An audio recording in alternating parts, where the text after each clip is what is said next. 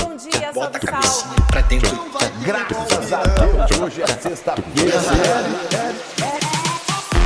Rolê de sério. Rolê de sério.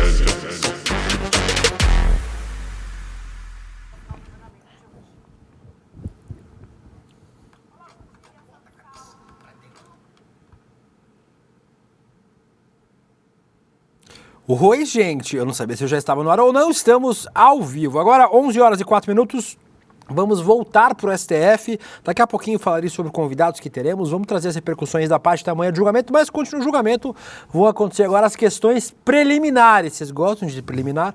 O Xandão está falando sobre elas, vamos assistir. Não vamos? Calma aí que tá entrando.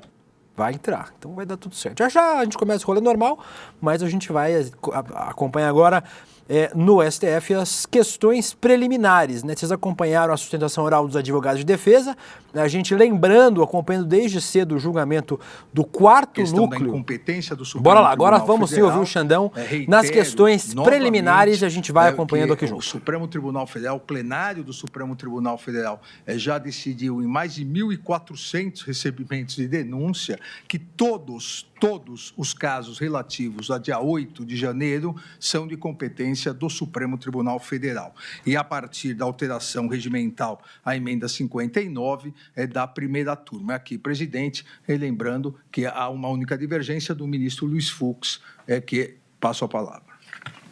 Senhor presidente, queria saudar Vossa Excelência e parabenizar por esse empenho de realizar as sessões matinais para que possamos concluir. Queria saudar também a eminente subprocuradora-geral, doutora Cláudia Sampaio Marques, com quem eu tive o prazer de trabalhar durante tantos anos e continuo tendo, nossa decana, a ministra Carmen Lúcia, o eminente relator, o ministro Alexandre de Moraes e o ministro Flávio Dino. Senhor presidente, na verdade, eu só pedi a palavra, não foi para repetir o que eu já disse, mas eu pedi a palavra porque nessa parte eu divergi. E, a respeito da divergência, eu gostaria de esclarecer, porque andei lendo algumas coisas completamente dissonantes da realidade. Eu e o ministro Alexandre temos uma amizade anterior à entrada dele no Supremo Tribunal Federal. Eu respeito muitíssimo o trabalho do ministro Alexandre de Moraes, que foi minucioso, um trabalho extremamente robusto, um trabalho que demorou muito tempo, sem prejuízo das suas outras funções. Então, só esclarecer que eu sou magistrado, como o ministro Alexandre é magistrado, como outros são magistrados. Então, que exatamente em razão da nossa amizade, em razão da nossa convivência de há muito, eu respeito as posições do ministro Alexandre de Moraes, como também tenho certeza que ele respeita as minhas posições divergentes. E, na verdade, o que há aqui não é discórdia, o que há aqui é dissenso. Então, se alguma coluna apurou, que eu estou aqui para fazer alguma frente ao ministro Alexandre de Moraes, apurou muito mal. Porque, na verdade, eu estou aqui mantendo pontos de vista que me parecem que são os adequados à luz da minha visão de direito penal, de direito processual penal, inclusive em relação à competência, porque eu julguei a questão de ordem da competência e, na oportunidade, eu esclareci, em primeiro lugar, que, como presidente, eu havia modificado o regimento transferido para o plenário. Em segundo lugar, porque se nós estávamos julgando todas essas pessoas na qualidade que elas exerciam, nós deveríamos mandar para o plenário. E por uma questão de conexão probatória, todos iriam para o plenário. Mas já que nenhum deles tinha mais nenhuma qualificação para o foro de prerrogativa, eu determinava, então, a remessa para o juízo de origem. Esses dissensos em relação à matéria jurídica fazem parte da vida de um colegiado. Mas, ainda assim, mantemos entre nós respeito, lealdade, e, no caso específico do ministro Alexandre, já nos conhecemos há muito mais tempo, temos amizade e tenho absoluta certeza de que essas frágeis alusões que se fazem, de forma alguma, vão infirmar Nem o ponto de vista do ministro Alexandre, que eu respeito, e nem o meu, que também mereço o respeito daqueles que pensam diferente de mim. Então, com isso, eu só mantenho o que eu já falei sobre a incompetência, eu divido, e com relação às demais preliminares, o ministro Alexandre vai relatar o que já decidimos. Agradeço, ministro Luiz Fux, e devolvo a palavra ao ministro Alexandre de Moraes. Obrigado, presidente. Até aproveito as palavras do ministro Fux para cumprimentar a imprensa aqui presente, que vem acompanhando já o terceiro julgamento, o núcleo 4, mas o terceiro julgamento dos núcleos. Parabenizar a imprensa pelo trabalho. Ministro Fux, 99,9% do trabalho da imprensa, esse trabalho sério de todos aqueles que estão aqui. Alguns querem transformar o Supremo na revista Caras, em foto na minha gravata, do terno do ministro Flávio Dino, querem fazer intriga. E, obviamente, como Vossa Excelência disse, isso não é levado em conta aqui, até porque um tribunal é um órgão colegiado exatamente para cada um debater, discutir e apontar a sua posição. Então, ministro Fux, vão ter que fazer muito mais para me colocar contra Vossa Excelência e vice-versa. E é bom ter dito isso, porque senão, ministro Fux, alguns, por falta de notícia, iam falar que foi Vossa Excelência que machucou meu ombro. Então, que já fique claro, o ministro Fux é inocente em relação a isso.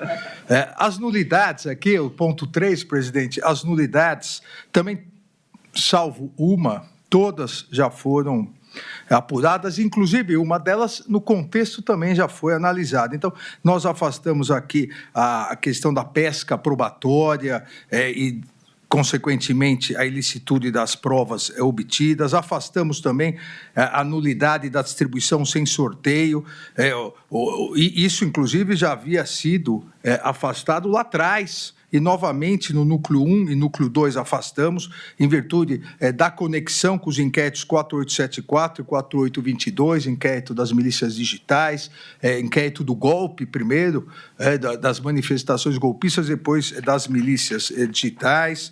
Então, todas essas são afastadas. Há aqui uma alegação nova em relação aos núcleos anteriores, da defesa de Carlos César Rocha, que a Procuradoria-Geral da República se omitiu em relação a provas da defesa. Diz a defesa que não foi considerada a documentação apresentada pelo acusado, a autoridade policial e a Procuradoria-Geral da República. Olha, sabemos todos que o titular da ação penal, e a partir da Constituição de 88, é o titular exclusivo da ação penal pública, nos termos do artigo 129, inciso 1º, é o Ministério Público. A opinião delicti, quem forma é o Ministério Público. O Ministério Público formou sua opinião, ofereceu a denúncia, as defesas apresentaram as suas defesas prévias e agora nós vamos analisar. E, em sendo aberta, instaurada a ação penal, aí a defesa vai poder produzir todas as provas. Então, não há nenhuma nulidade pelo Ministério Público ter, ao analisar as provas, desconsiderado eventuais provas juntadas pela defesa no momento inquisitorial. É importante sempre lembrar, o inquérito policial é inquisitorial, não é contraditório. O que é contraditório, devido ao processo legal, os princípios corolários da ampla defesa e do contraditório, o que é contraditório é a ação penal. E a ação penal, ela se inicia, se instaura com o recebimento da denúncia. Então, afasto também essa nulidade. Também afasto a nulidade apontada de que a denúncia é nula por inexistência do crime de conspiração no direito brasileiro. Na verdade, conspiração no Código Penal só haveria no Código Penal Militar. Não há denúncia por conspiração. A denúncia é embasada em tipos penais expostos no Código Penal. Então, aqui, essa alegação também carece de fundamento. Também, aqui afasto, também por parte da defesa de Carlos César Rocha, alegação de legitimidade ativa e legitimidade passiva, falta de interesse de agir, até porque isso depois vai ser analisado na questão da inépcia e inépcia ou não, e justa causa. Por fim, presidente, afasto também a alegação aqui de excesso acusatório. A defesa de Ângelo Martins de Nicoli alegou, como preliminar, o excesso acusatório, afirmando que, abre aspas, grita de modo flagrante o overcharging acusatório com cessa vênia, bem como que a injusta imputação realizada pela Procuradoria-Geral da República deve ser de plano rechaçada.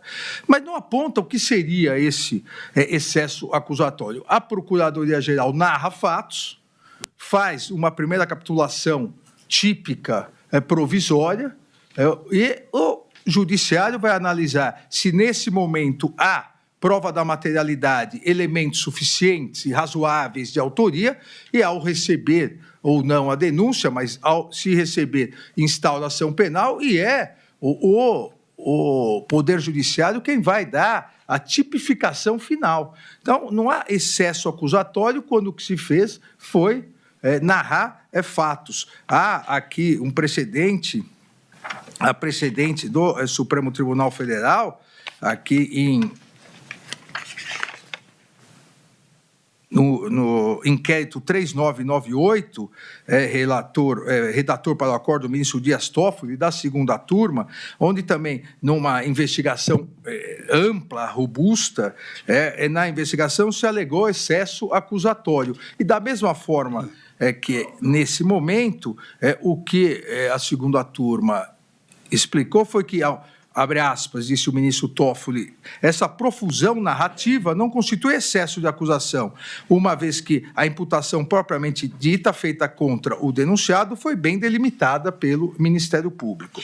Da mesma forma, cito aqui no voto precedentes do Superior Tribunal de Justiça, afastando o fato da questão ser extremamente complexa, e nós analisamos isso quando se disse que não se alegou excesso acusatório, mas se alegou excesso de documentos. Vossas Excelências se recordam, mas a fundamentação foi a mesma. Tanto num caso quanto no outro, o que há é excesso de fatos. E os fatos devem ser narrados e a autoria deve ser apurada. Então, afasto todas essas nulidades.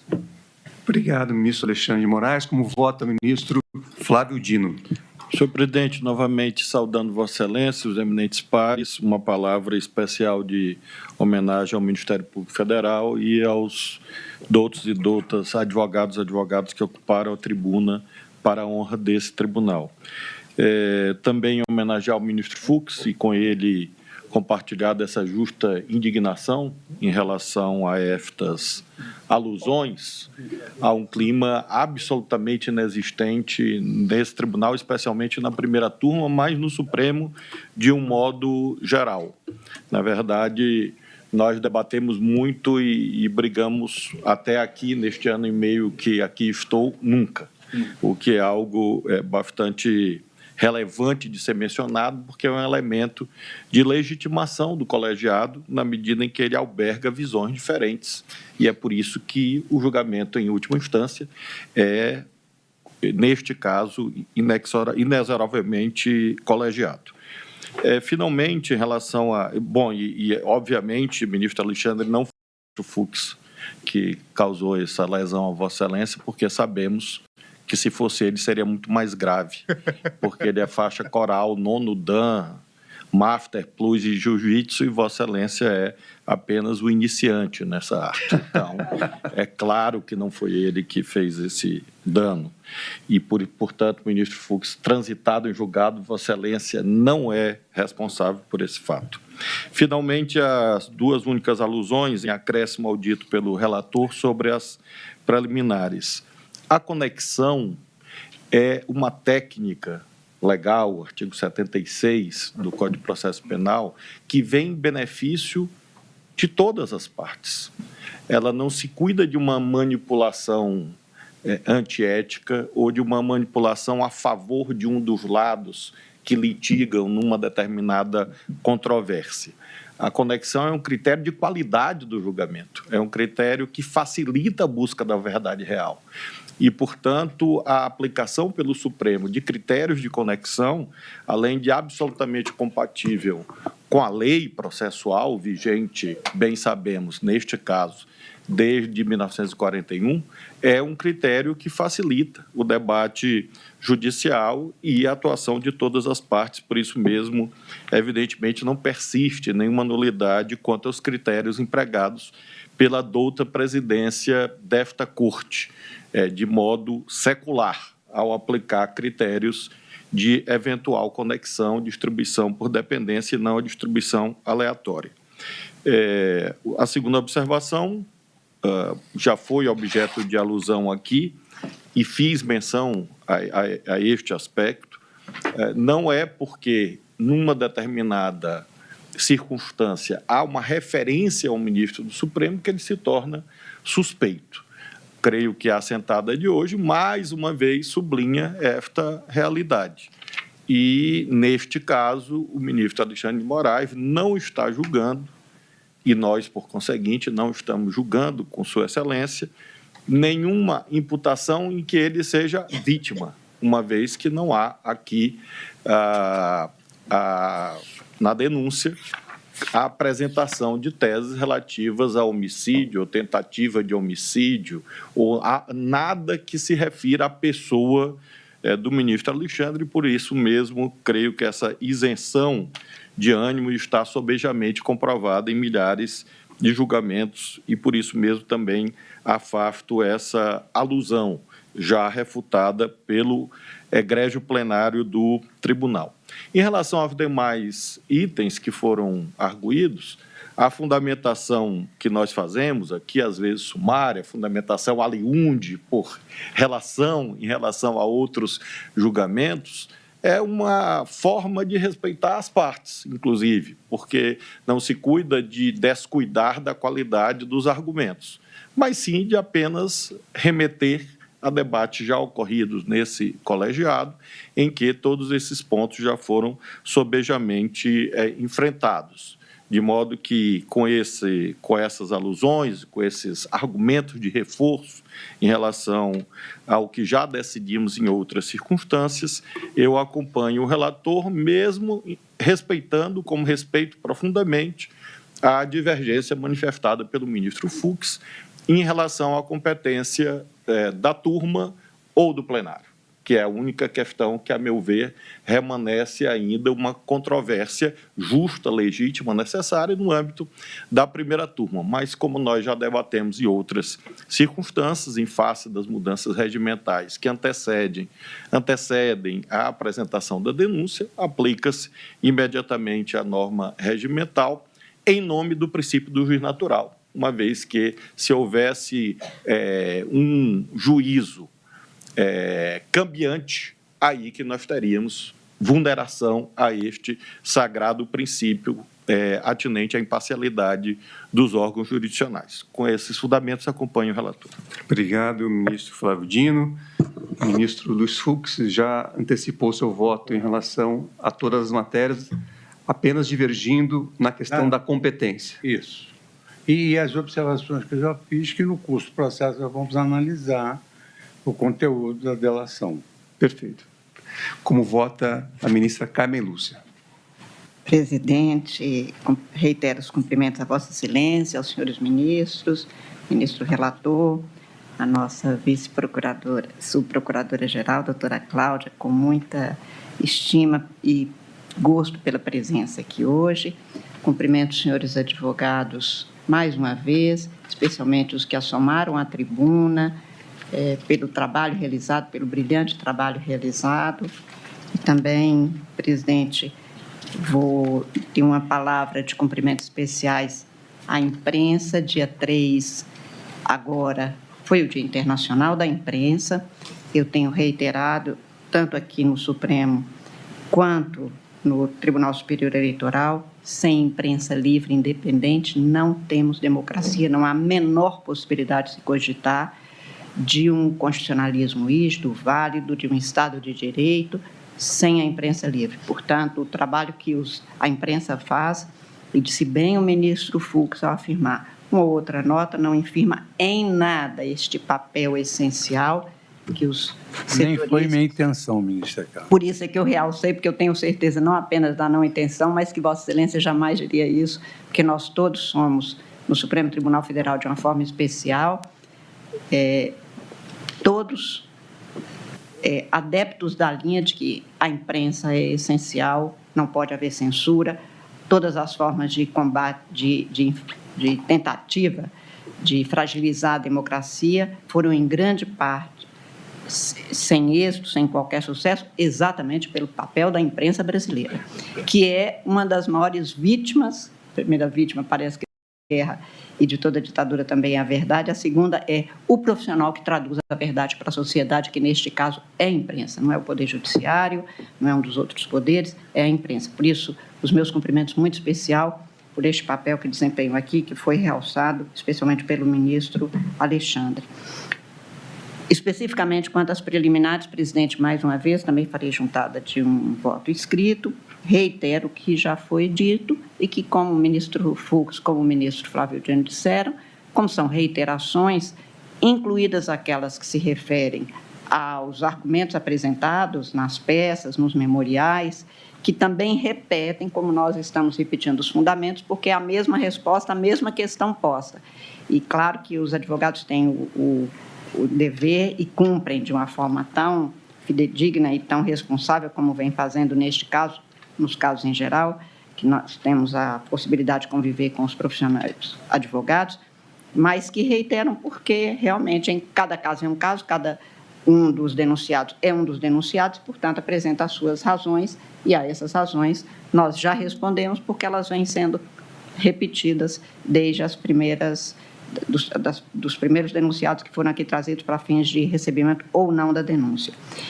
A única novidade também que foi apresentada aqui, que também já foi salientada, é o excesso acusatório, mas que, como tanto na fala da doutora Cláudia Sampaio, quanto na resposta do relator, quanto consta dos nossos votos, de fato, há um acúmulo de fatos que levam a uma petição de denúncia, como foi feita. Extremamente longa, são quase 300 páginas, mas isso é exatamente porque, para cada um dos denunciados, houve o cuidado ministerial de expor de que se tratava. Este excesso, portanto, não é um excesso acusatório, é um excesso de dados que precisaram de ser elucidados para que a denúncia pudesse ser analisada, as defesas que foram apresentadas pudessem ser com a qualidade que foi. Dizer que, se os denunciados estão sendo tão bem representados, e testemunha isso, a qualidade das sustentações orais feitas, é porque havia dados claros que puderam ensejar esse tipo de comportamento.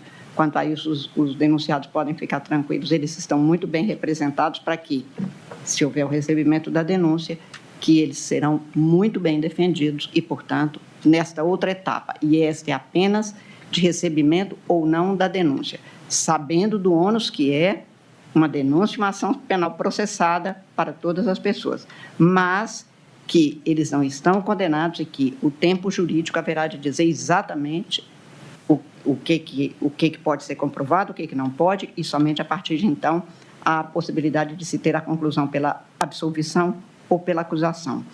Com os dados que se tem agora, presidente, eu estou também rejeitando as preliminares que foram apresentadas.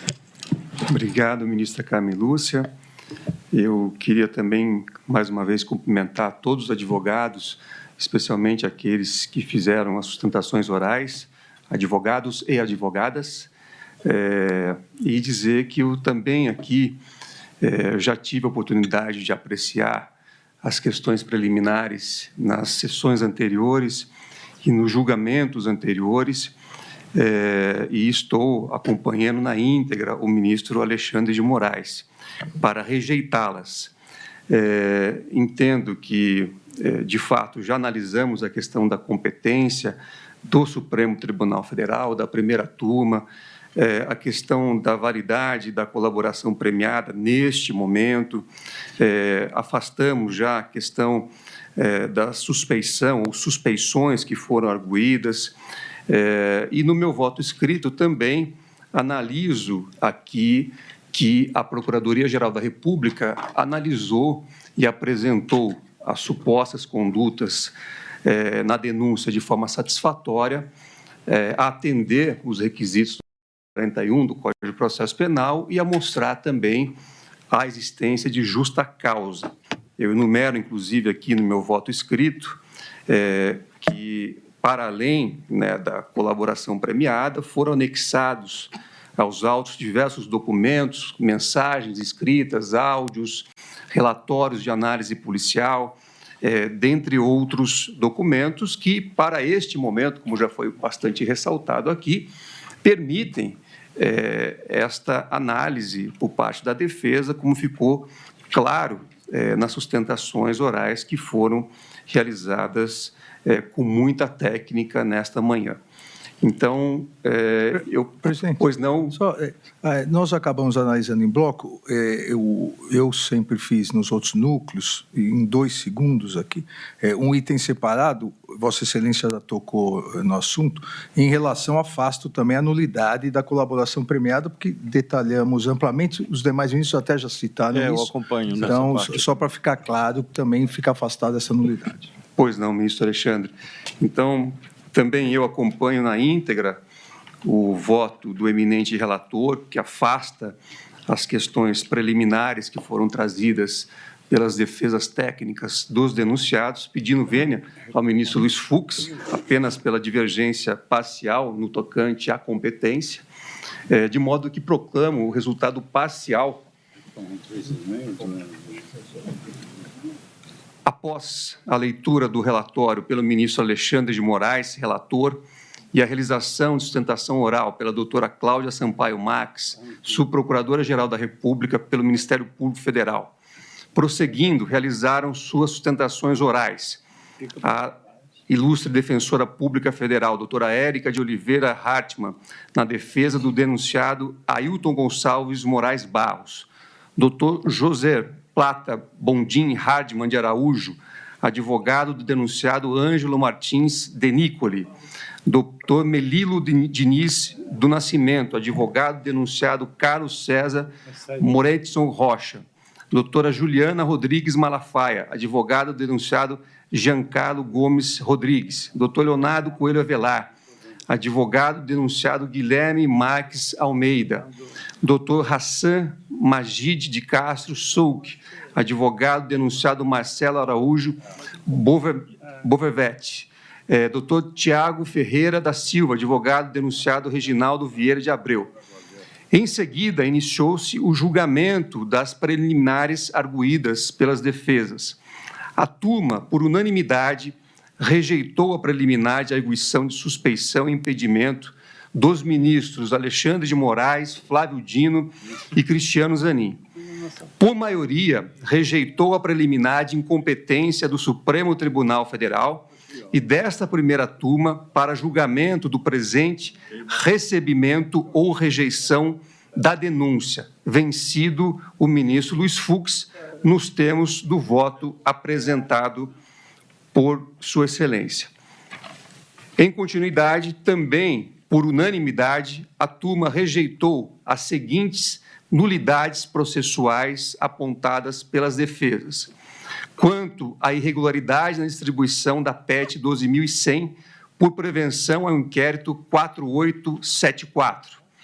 Quanto à prova ilícita, a prática da investigação de procurar provas sem alvo específico, denominada prática de Fishing Expedition. Quanto à omissão da Procuradoria-Geral da República e da Polícia Federal na análise das provas juntadas pela defesa de Carlos César Moretson Rocha. Quanto à inexistência do crime de conspiração no direito brasileiro. Quanto à necessidade de reinício das investigações contra o acusado, levando em conta os documentos apresentados pela defesa de Carlos César Moretson Rocha. Quanto à necessidade de perícia técnica nos dados técnicos apresentados. Quanto à ausência de individualização das condutas e excesso acusatório. Por unanimidade, julgou válido o acordo de colaboração premiada, firmado entre a Polícia Federal e Mauro César Barbosa Cid. O julgamento foi suspenso, com retorno agendado para as 14 horas do dia de hoje. Pois não, ministro Alexandre? Só uma correçãozinha na ata. Pois não. Na verdade, nesse núcleo, o impedimento, suspeição e ausência de imparcialidade só foi alegado em relação ao ministro relator. Pois não. Não foi alegado em relação a Vossa Excelência, nem ao ministro Flávio Dino. Pois não. Então, fica, nesse ponto, retificada a ata de resultado parcial para constar apenas a arguição de suspeição do eminente relator, ministro Alexandre de Moraes. Então, o julgamento foi suspenso com retorno agendado para 14h30. Podemos fazer dessa forma, 14h30 do dia de hoje. Então, declaro encerrada a sessão. Bililim, bililim, bililim, alguém ligou para mim. Terminou a sessão. Vamos começar esse programa direito? Fala, meus anjinhos! Meus off the king, off the power, off the bastard! Estamos começando mais um programa Rolê CL especial nesta... Que de hoje, Vitão? Terça-feira. O programa que está acompanhando o julgamento do 4º núcleo dos golpistas do 8 de janeiro, né, do governo Bolsonaro. Acompanhamos agora as sustentações orais dos advogados de defesa, né, dos 8 denunciados que vão virar réus, provavelmente, daqui a pouquinho. E também ouvimos as questões preliminares. Você gosta de preliminares, Vitão? Bom dia para você. Você estava preparado para entrar? Não estava nem um pouco preparado. Agora, que isso? Tá de máscara? Por quê? O Vitão, pra quem não sabe, foi no Rio de Janeiro. Fui lá. Voltou assim? Na Gaga Cabana e tô assim agora, William. Fazer o quê? Mas eu não estava preparado para entrar, não preparei nada para falar hoje não, William. Tá tranquilo, também não preparei nada para falar, mas estou aqui falando mesmo assim. Bom dia para você, Vitão. Bom dia. Bom dia para o nosso chat, que já está aqui comentando. Antifa, Daniel, Cícero Timóteo, Samara Gabriele, Leone Zana, Rodolfo, Marta Mendes.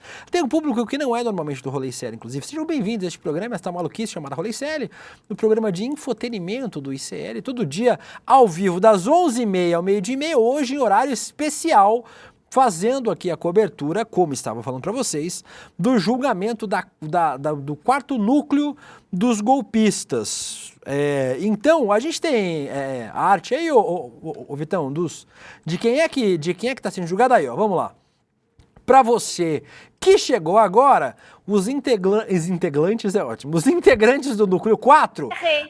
Ailton Gonçalves Moraes Barros, major da reserva do Exército, Ângelo Martins Denicoli, major da reserva, Giancarlo Gomes Rodrigues, subtenente também do Exército, Guilherme Marques de Almeida, tenente-coronel, próxima página, Reginaldo Vieira de Abreu, coronel do Exército, Marcelo Araújo Bormevé, da Polícia Federal, né, Policial Federal, e o Carlos César...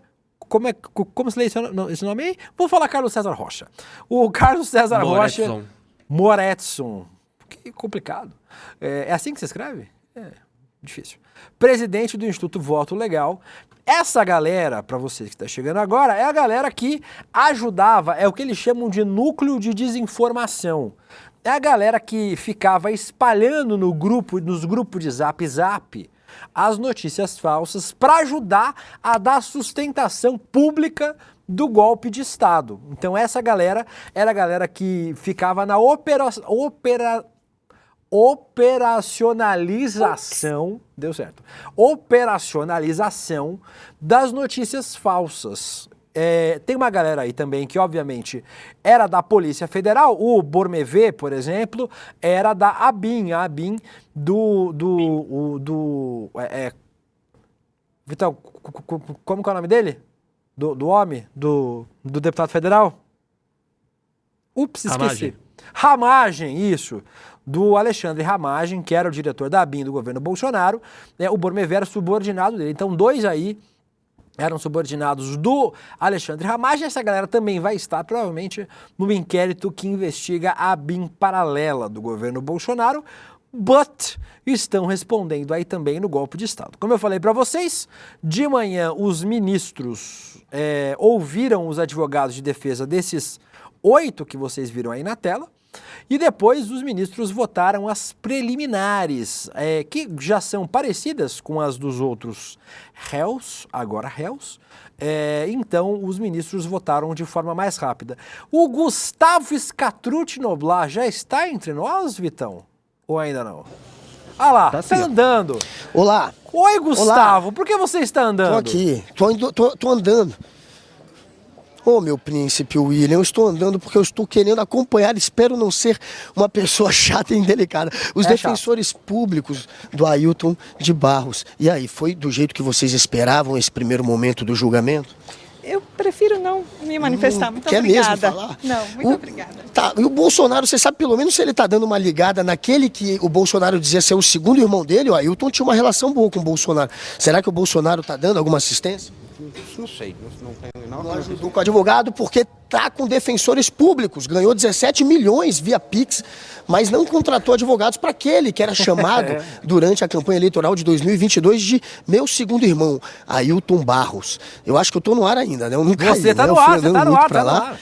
Tá no ar. Ali mas é o limite. Nos outros julgamentos, não sei também. Quando você sai daquele limite ali, eu tô sem retorno. Tá sem retorno. Estou ou não estou? Acho que não estou. Tá me ouvindo, Vamos Gustavo? Tá me ouvindo? Tô no ar ainda, hello. Me responda. Hello, tá no ar. Tá me ouvindo? Tá me ouvindo, Guga? Não tá ouvindo. O Gustavo Novo lá não está ouvindo. Daqui a pouco vocês vão ver se eles ouvem de novo. Mas vocês viram, o Guga está acompanhando desde cedo este julgamento. O pré-julgamento, né, como o ministro Zanin chamou lá no primeiro dia de julgamento, é o pré-julgamento, para ver se a galera vai virar réu ou não. O Guga está acompanhando desde muito cedo, lá já entrou no N1 comigo, com a Vivian, com o Demore, com o César Calejon. Daqui a pouco a Heloísa Vilela estará conosco também para falar sobre as impressões deste início de julgamento. Quando o Guga tiver com retorno de novo, você pode botar ele na tela, Vitão. Mas o Guga está acompanhando. Já foi acusado, inclusive, de abuso falando. Sexual tá ouvindo, e acampamento militar Guga, contra civis. Agora eu tô te ouvindo, príncipe. Então, agora eu tô te ouvindo. Príncipe William está de volta. Volta te ouvindo, tudo finalmente. que você falou, porque eu estava dizendo que agora você está acompanhando aí os advogados que estão saindo, Guga. Queria que você falasse um pouquinho sobre suas impressões sobre este começo de julgamento e as defesas. Foi o que a gente ouviu. Se passar advogado aí, você interrompe e pode sair correndo atrás. Vocês chegaram a ouvir os advogados de defesa? Deu para ouvi-los, né? Eu espero que sim, né? Ou não? Ouvimos sim. Tá bom, então eu não preciso falar mais nada dos defensores públicos, né? Não. Vocês viram aí que Ailton foi abandonado, né? Ailton Barros foi abandonado pelo Bolsonaro. Vocês viram perguntando sobre o Bolsonaro para o advogado lá, o defensor público deles? Ou essa parte foi cortada? Ou chegou a ser transmitida? Sim. Essa parte a gente ouviu. A gente ouviu a entrevista toda. Quando você estava voltando, a gente parou de ouvir. Então, se você quiser retomar o que você estava dizendo, Guga, em especial sobre o início desse julgamento, os advogados falaram de manhã, né, Guga? O que você achou das defesas nesse primeiro momento do núcleo 4 dos golpistas? Pelo que a gente ouviu, aquele que tem talvez o melhor argumento para se livrar dessa acusação, eu acho que ele vai virar réu do mesmo jeito, né? Mas é o Carlos Rocha, o que criou um Instituto Voto Legal. Já que livraram o Valdemar da Costa Neto, que seria o contratante, como é que não vão livrar aquele que foi o contratado? Então, entre essas defesas que foram apresentadas, a única que eu acho que tem algum poder para talvez convencer os ministros seria a do presidente do Instituto Voto Legal. Mas ele disse lá, né, que olha, um pai não ataca um filho, ele não estava atacando as urnas. Será? Quem foi contratado pelo Valdemar da Costa Neto naquele momento, com aquele contexto político que a gente vivia, sabia muito bem que o objetivo era desqualificar as urnas. Antes de contratarem o Instituto Voto Legal, eles tinham recorrido ao Ministério da Defesa, que via Paulo Sérgio tinha colocado ali uma equipe de militares que são especialistas em TI para procurarem alguma brecha nas urnas, e eles não encontraram. Então o próprio Exército e o Ministério da Defesa teve que negar que as urnas pudessem ser falhas. E aí é nesse contexto que o Valdemar da Costa Neto é acionado pelo Bolsonaro e contrata esse Instituto Voto Legal. Para quê? Para desacreditar as urnas. Nesse contexto não tinha uma outra motivação a não ser essa, mas a defesa disse que não, que um pai não ataca um filho, que ele não foi contratado para desqualificar a urna, e que em momento nenhum ele disse que poderia acontecer fraudes, que poderia haver fraudes com as urnas. Então essa é a defesa deles. E como liberaram o Valdemar da Costa Neto, não faz muito sentido agora permanecerem com a acusação em cima do contratado, que seria, portanto, César Rocha. Carlos César Rocha, é esse o nome, né? Ô, Guga, enfim, você acha esse que para mim foi a melhor pode defesa. escapar, Guga? Você acha que o Carlos pode escapar? Porque até agora a gente viu que dos 20, de todos os denunciados, todo mundo rodou, né? Todo mundo que foi denunciado acabou virando réu. Você acha que ele deve acabar escapando pelo que você sentiu aí? Ou você acha que se chegou até aí vai acabar rodando Eu junto? conversei... Não vai. Não, vai virar réu. Eu acho que durante o julgamento esse aí tem uma chance de se livrar, mas réu todo mundo aqui vai virar. É de praxe, né? Você receber denúncia, a não ser que tenha alguma falha grotesca. É muito incomum não receber. E não tem nenhuma falha grotesca. Então, vai virar réu, provavelmente. Eu conversei, inclusive, com os advogados da OAB que estavam aqui há pouco e que vieram para representar a OAB. E, como eu disse mais cedo, desde aquela confusão que teve com o Sebastião Coelho, o advogado do Felipe Martins, que tentou entrar de maneira forçosa aqui e não conseguiu, a OAB passou a mandar representantes, e aí eles, inclusive, que conseguiram hoje com que fosse possível entrar com os celulares durante a sessão, que não foi possível no último julgamento, mas eu perguntei sobre se tornarem réus ou não, se pelo menos um poderia se livrar. Eles também acompanharam, né, obviamente, as defesas, e é claro que eles apostam que todos se tornarão réus, e é isso que vai acontecer. Ô Guga, a gente ouvia as defesas hoje durante o N1, e eu, Vivian, Calejon, Demore. Daqui a pouquinho, lembrando, o julgamento volta às 2h30 da tarde, aí sim os ministros da primeira turma vão votar se os denunciados viram réus ou não, né? Na parte da manhã o Guga acompanhou a galera, a princípio, as defesas. Daqui a pouco, se tiver vindo advogado, pode correr atrás, viu, Guga? Você sai correndo atrás, o Guga tá ofegante. Tá vindo. Até. Então, se você quiser, pode ir para lá, enquanto isso eu vou falando aqui. Pode babando já aqui. Pode ir se movimentando aí. 1h30 da tarde, o Rodrigo Viana assume aqui a apresentação, mas o Guga tá indo atrás de mais o advogado. Vamos lá, Guga. A Juliana Rodrigues Malafaia está aqui do meu lado, tudo bom? Nesse primeiro momento eu vi que teve lá uma questão sobre associarem, né, o Fux e o Barroso às urnas, e aí você teve que explicar toda essa questão. Tinha, portanto, na ABIN uma investigação sobre esse assunto? Você pode explicar melhor para a gente? Não foi o que eu falei. Existia já na ABIN, um ano antes, uma investigação que tratava sobre o processo eleitoral, sobre o processo licitatório de quem venceu a aquisição, né, a venda das urnas. Então isso já existia na ABIN um ano antes desse tipo de investigação. Agora, como eu afirmei na tribuna, não sei se legal, ilegalmente, não sei se era função da ABIN fazer esse tipo de investigação, mas isso já existia dentro da ABIN. Pelo que o Flávio Dino sugeriu, seria legal, né? Claro. Enfim. Mas, de novo, eu afirmei também na tribuna, eu não sou advogada da ABIN. O seu cliente, o Jean Carlos, ele participou de alguma maneira dessa investigação? Ele recebeu a notícia e ele, enfim, investigou a título de cidadão.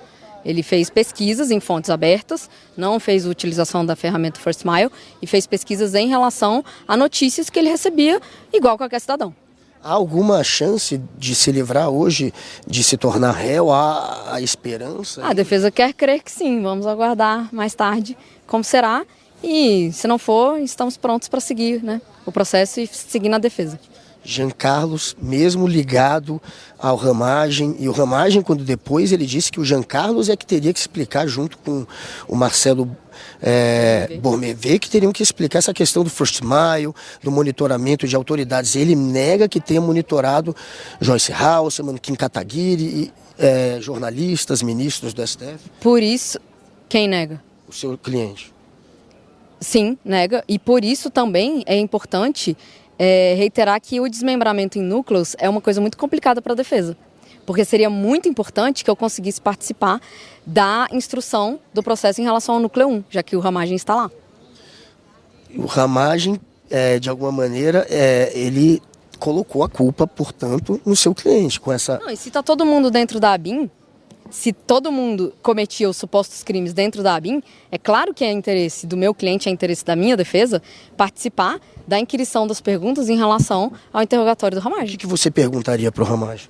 Eu gostaria de esclarecer se Ramagem em algum momento requisitou qualquer tipo de demanda para o Giancarlo, qual era a relação dos dois, como foram as requisições, como se dava o uso do First Mile, como eram feitas as pesquisas e para esclarecer quem é que participou da aquisição do sistema, como que era feito o controle dessas pesquisas, cadê o resultado dessas pesquisas, ou as pessoas que pesquisavam, elas tinham como saber quem elas estavam pesquisando, por que elas estavam pesquisando? Todas as pesquisas que são imputadas a Giancarlo foram pesquisas ilícitas? Ficam aí as perguntas, Ramagem. Farei por você para ele, tá bom? Obrigado, Juliana. Te espero mais tarde. Juliana é muito simpática aí, dando uma atenção pra gente. E agora ela tem que correr para almoçar o quanto antes. E às 14h eles vão retomar o julgamento, né, meu príncipe William? Ela não pode ficar, obviamente, sem almoçar. Então vou atrapalhar o mínimo possível, liberei a Juliana. Mas olha, já espero que passem mais advogados. Tô aqui, príncipe William. Eu não sei se você percebeu, mas você tá notando algo novo em mim da primeira aparição que aconteceu hoje durante o N1 para este momento? Não, o que você que tá aconteceu? notando alguma coisa diferente? Não, o seu cabelo? Não. Você fez o cabelo durante o N1? Cabelo, cara. Durante o N1? Claro. Mas como claro? Você não... eu moro a 15 minutos daqui. Não entendi. Foi o Marlon que fez seu cabelo? Não entendi. Eu corri pra casa. Não foi o câmera, ele queria. Era o sonho dele passar um gel e raspar. Não foi. Mas eu moro aqui do lado. O Marlos então é especialista em cabelo. Vocês não viram o nosso cinegrafista uma caixinha ainda? da O JBL. Marlos é o nosso especialista em cabelo, inclusive. Marlos, craque. Ele entende muito em cabelo. Tem muito cabelo, Marlos. Olha aí. Mostra o Marlos aí pra galera. Tá lá, o Marlos. Como é nosso vocês podem ver, especialista em cabelo. Cortes de cabelo modernos. Mas é isso aí, tá aí, príncipe. Dei uma raspada aqui só de lado, não deu tempo também de cortar tudo. Não, Espero tá estar bonito, nos trinques e fiz isso por vocês do rolê, tá bom? Tá bonito. É isso. A gente Mas tô gosta aqui, que as já suas passa prioridades mais, são já essas. passa mais gente. Se alimentar, que é bom nada. Ô, Gustavo, mas eu achei interessante que aparentemente clima tenso entre os brothers, né? Parece que aí a advogada a doutora Malafaia aí, pobre do sobrenome da coitada, ela passou a Juliana. Ela passou a pica pro Ramagem, né? Falou, não, peraí, vamos ouvir o Ramagem. O Ramagem falou que a galera de baixo que usou ele não tem nada a ver com isso, vamos ouvir o cara. Então parece aí que clima tenso entre os brothers. É o que a gente falava. Na hora de o seu cliente enfrentar 15 anos de cana, meu irmão, você vai querer livrar o seu, você quer que o Ramagem morra, na verdade, né? Tá vendo? Eu cantei essa pedra do N1. Falei, hoje é cada um por si, vai ter gente entregando a cabeça do outro. Não tem como. O Ramagem fez isso. O Ramagem era o comandante da ABIN. Ele é que fez com que o Centro de Inteligência abrigasse a chamada ABIN paralela. Tinha um grupo ali que estava trabalhando a serviço do Jair Bolsonaro. É só lembrar que o Bolsonaro tem um vídeo dele muito nervosinho dizendo que não tinha informações, que não sabia de nada que estava acontecendo, e ele se mexeu para aparelhar a ABIN. Estava ali o Ramagem não à toa e colocou aquele que foi o segurança dele durante a campanha, o Marcelo Bormevet, não sei falar o sobrenome dele, eu não estou com o papelzinho agora, e a gente está no rolê e pode errar, mas enfim, o Marcelo e o Giancarlo, os dois eram muito ligados ao Jair Bolsonaro, eram pessoas de confiança do Jair Bolsonaro, não à toa estavam ali na ABIN fazendo aquilo que a gente chamava de serviço da ABIN paralela, que não era apenas o de monitorar autoridade e adversário, de criar fake news, mas era também, por exemplo, de tentar livrar o Flávio Bolsonaro da questão da rachadinha.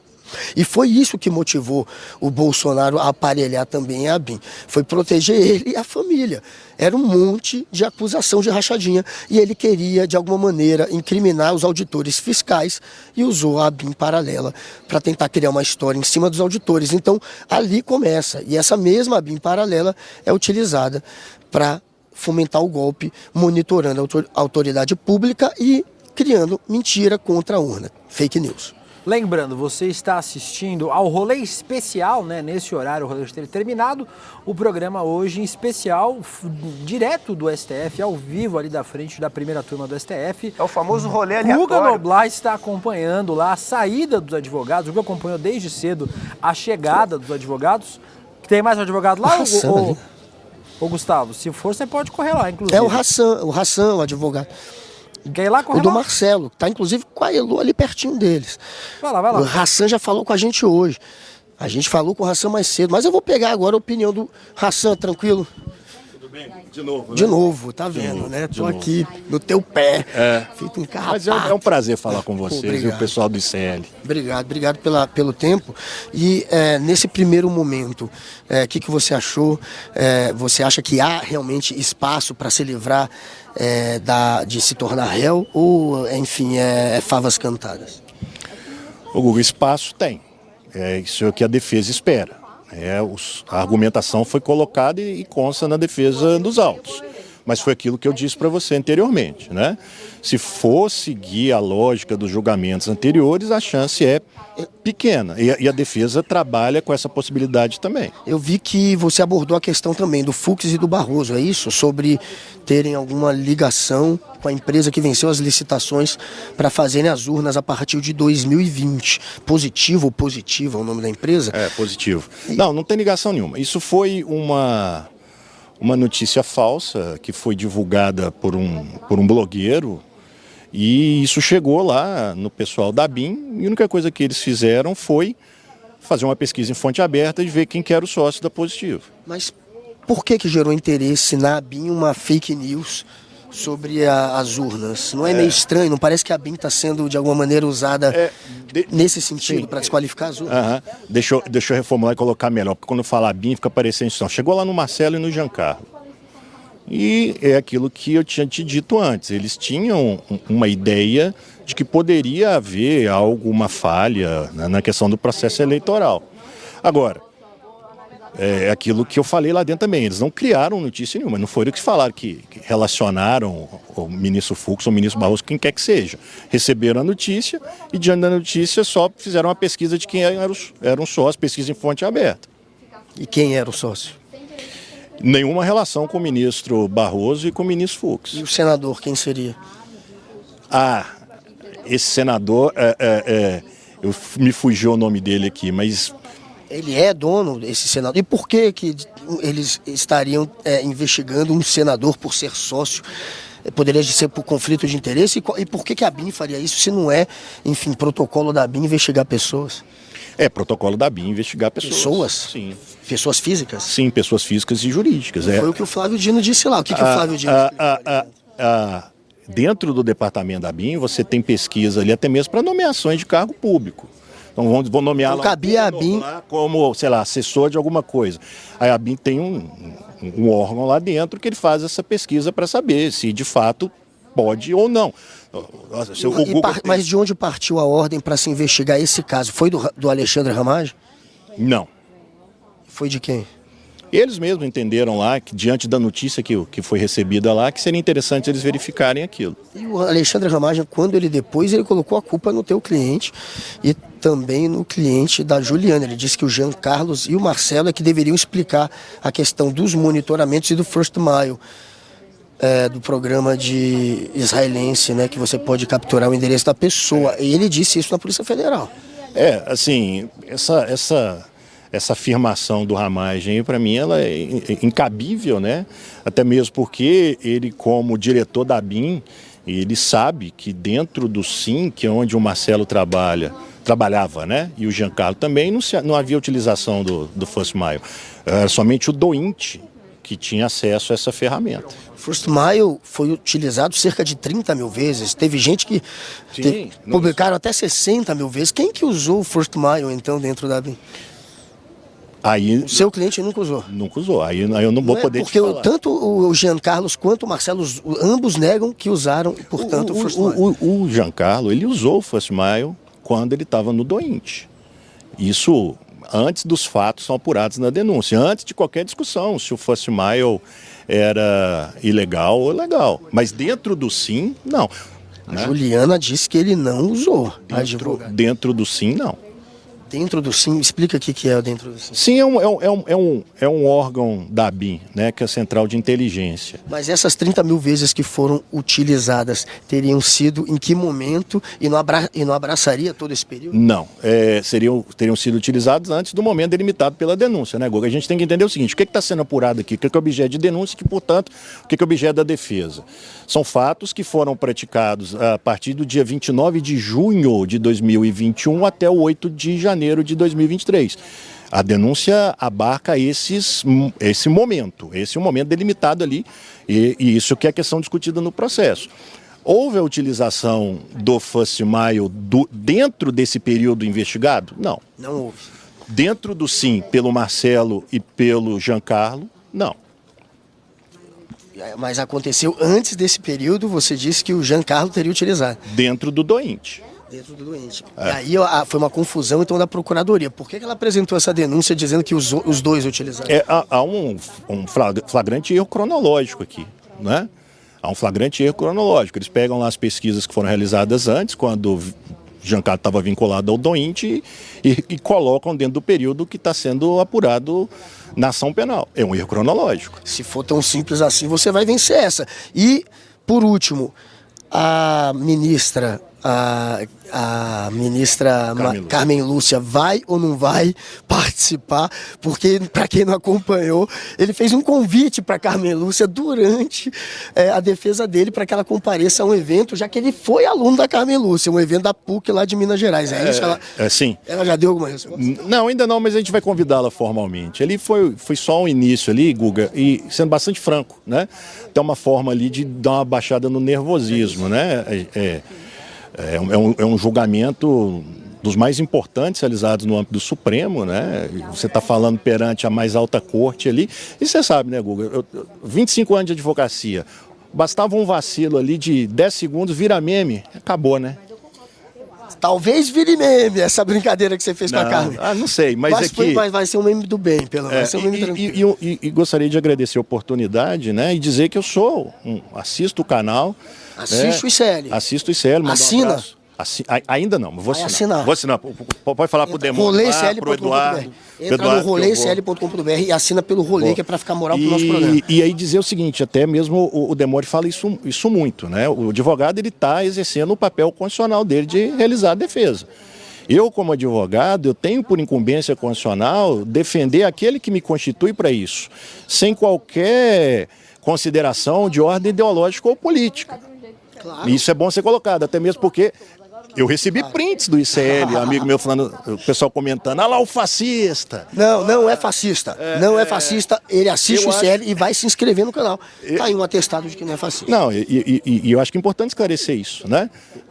Todo cidadão acusado da prática de um crime, ele tem direito a uma defesa. Claro, né? Claro, Hassan, obrigado. Tomei muito tempo de novo dele. Na volta a gente conversa um pouco mais. Obrigado pela moral. Valeu. E se inscreve no canal. Agora você vai ter que fazer. Fica de olho.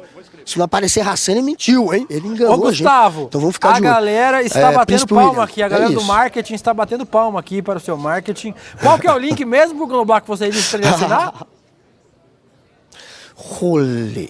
Entrem agora, roleicl.com.br, roleicl.com.br, Bad Dog, eu sei que tá aí, Albevaristo, eu sei que tá aí, Maria Helena Schweitzer, todos, o nosso querido Jalambi O Jalamb tá aí. Tá no STF, Entra calma. no roleicl.com.br. Calma, Gustavo, você vai preso. Deixa eu aproveitar que o Guga puxou, só lembrando, gente, um breve interlúdio. Vai começar a segunda turma da nossa pós-graduação. O Guga puxou o link aí, é o link da segunda turma da nossa pós-graduação aqui do ICL, olha, a segunda turma. Eu estou fazendo, sou aluno da pós-graduação do ICL, inclusive. Preciso, inclusive, entregar um trabalho do professor Lindener. Não entreguei ainda, professor, vou entregar, calma. Quase 4.000 alunos e alunas entraram na primeira turma do curso Repensando o Brasil, Sociedade, Política e História. E agora chegou a sua vez de estudar, junto comigo, na pós-graduação do ICL. Preparamos uma aula magma, como diz Guga Noblar, para você ficar por dentro de todos os detalhes sobre a pós-graduação, com o coordenador do curso, o nosso querido Gessé Souza, sociólogo e autor dos best-sellers Elite do Atraso e Pobre de Direita. A aula magma, ou aula maganha, se for a Débora que for dar, porque as elites odeiam o povo brasileiro, é aberta online e gratuita no dia 15 de maio, 8 horas da noite, e assim como o advogado aí, o doutor Hassan, que vai virar aluno do ICL, Gustavo Scatrucci Noblar, qual é o link para a pessoa se inscrever aí para a aula magma da segunda turma da pós-graduação do ICL, Gustavo?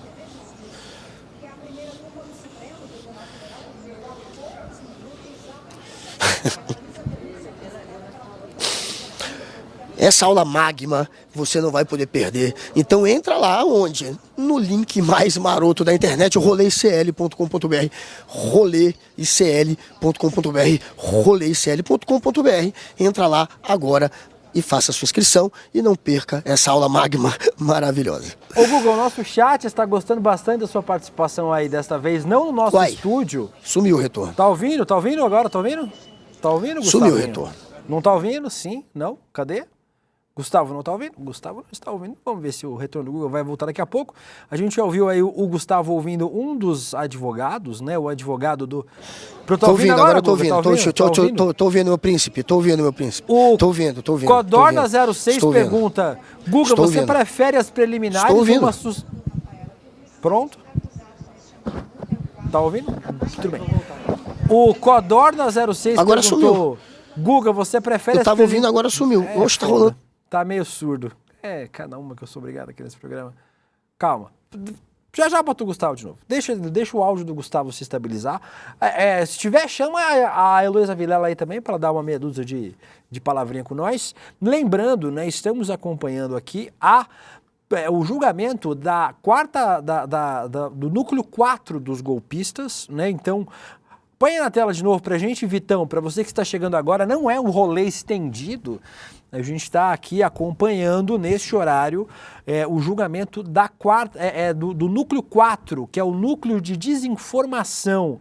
Põe aí, Viton, para nós, só para eu lembrar a galera que de manhã ouvimos os advogados de defesa. O que você quer que eu não entendi?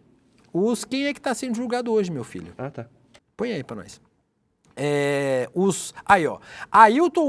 Ailton Barros, major da reserva, Ângelo De Nicole, também major, Giancarlo Gomes Rodrigues, subtenente, Guilherme Marques de Almeida, tenente-coronel, próxima tela, a gente tem 4, são 7 hoje ou são 8? São 7. Reginaldo de Abreu, que é coronel do Exército, o Marcelo Bormevente, ouviu agora o Hassan, que é advogado do Marcelo, fã do ICL, assiste o ICL, e o Carlos César, sobrenome difícil, Rocha, presidente do Instituto Voto Legal, são aí quem será julgado nesta terça-feira, dia 6 de maio de 2025, de manhã ouvimos os advogados de defesa e depois os ministros passaram pelas questões preliminares. O Gustavo está aí disponível, ou Viton? Ou não? Ô Gustavo, o Codorna06 perguntou se você prefere as preliminares ou uma sustentação oral na vara do Xandão. Mas tá parando. Não tô ouvindo. Estou aqui. Peraí que só tá com um pouquinho de delay. Estou aqui. Ô Gustavo, o Codorna06 perguntou se você prefere as preliminares ou uma sustentação oral na vara do Xandão. Que isso? Olha, eu tô na dúvida. As duas são uma delicinha. A sustentação oral do Xandão. Tá me ouvindo? Estamos ouvindo sim, estamos ouvindo. Uma sustentação oral. Ô Guga, mas agora falando sério Meu com você... Deus do céu. Que delícia, hein? Uma sustentação oral. Será que Xandão é como diria um crente, né? É um varão? É um varão? Estou na dúvida. Eu acho que eu prefiro as preliminares. As preliminares, inclusive nas preliminares, parando de gracinha aí, teve o Fux, né? Sendo de novo o voto vencido. Mais uma vez o Fux concordou que falta competência à primeira turma. Diga-me. Não, Guga, eu ia te perguntar justamente sobre isso. Cortou. Não estou te ouvindo, meu príncipe. É difícil. Príncipe. Não, tá ouvindo? Tá ouvindo agora, Guga? Tá ouvindo? Sim. Príncipe, estou te ouvindo. Eu ia te perguntar justamente sobre essa parte. Vai e volta. É assim que é gostoso. Quando vai e volta é gostoso. Tá rolando um delay gigante. Eu não sei. Ô Vitão, você acha melhor a gente reconectar com o Guga para ver se reduz o... Tá rolando super delay, Paulo, agora eu não tô ouvindo nada. Não tá ouvindo? Vamos reconectar com ele. Tira o Gustavo. Vamos reconectar o Gustavo. Lembrando, então, o julgamento volta às 2h30 da tarde. O nosso querido calvo, o nosso Rodrigo Viana, vai acompanhar a partir da 1h30 da tarde com vocês aqui, ao vivo, já no... A gente fez o rolê até mais tarde, vai ser o N2 a partir de mais cedo. Então o Rodrigo Viana começa a acompanhar a partir das 1h30 da tarde com vocês aqui, a segunda parte deste julgamento. De manhã, como eu falei, eu agora mostrei para vocês os 7 que devem virar réus agora no STF, e à tarde a gente tem o julgamento em si. E você falava, Guga, você conversou com os advogados aí, não tem muita expectativa de que a galera não vire réu a princípio, né? Parece que todo mundo já está bem conformado com a ideia de virar réu. Pois é, mas eles, claro, precisam fazer a defesa, e vocês viram nas preliminares, quem não gosta de uma preliminar? Na preliminar, eles adoram uma preliminar, os advogados sempre tentam ali trazer alguma contestação já antes de julgarem o mérito. Então, eles adoram a preliminar, e claro que se repetiu aquelas preliminares dos últimos julgamentos.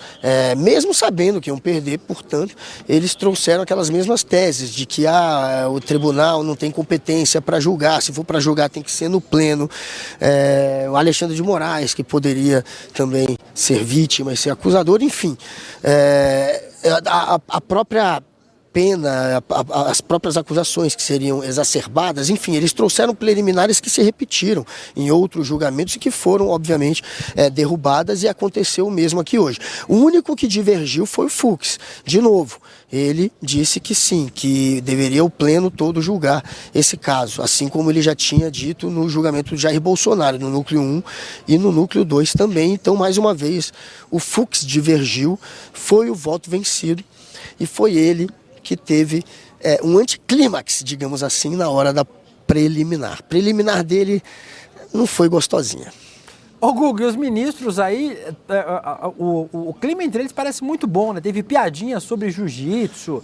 A gente vai, hoje no rolê, a gente não vai conseguir mostrar tudo, mas o ministro Fux, inclusive, ele dá aula de jiu-jitsu num projeto do STF. Ainda teve uma piadinha. O ministro Luiz Fux recebeu um grupo de crianças e adultos no Complexo Tamaré, no Rio de Janeiro, para um dia de atividades culturais e esportivas. Ele faz jiu-jitsu há mais de 50 anos e comandou uma aula de artes marciais dentro no centro de treinamento do próprio Supremo, né? A iniciativa faz parte do projeto Geração Maré, e teve piadinha sobre isso aí, né? Entre os ministros, disseram que eles não eram faixa preta que nem o Fux, mas que ainda assim davam uma boa luta aí. Olha, tentaram, né, meter aquela história patética de Fux e Barroso, de alguma maneira terem ligação com a empresa que ganhou a licitação para fabricar as urnas. E aí, claro que virou um deboche.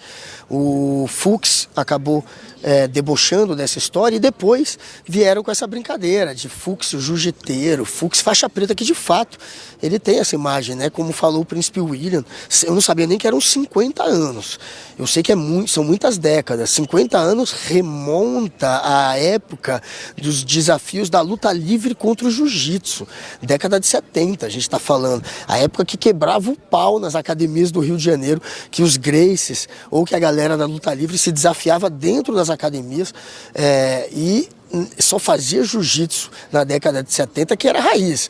O jiu-jitsu se populariza mesmo na década de 90, né? E vira uma coisa mais comum. Mas a década de 70 é porque o Fux é um jiu-jiteiro raiz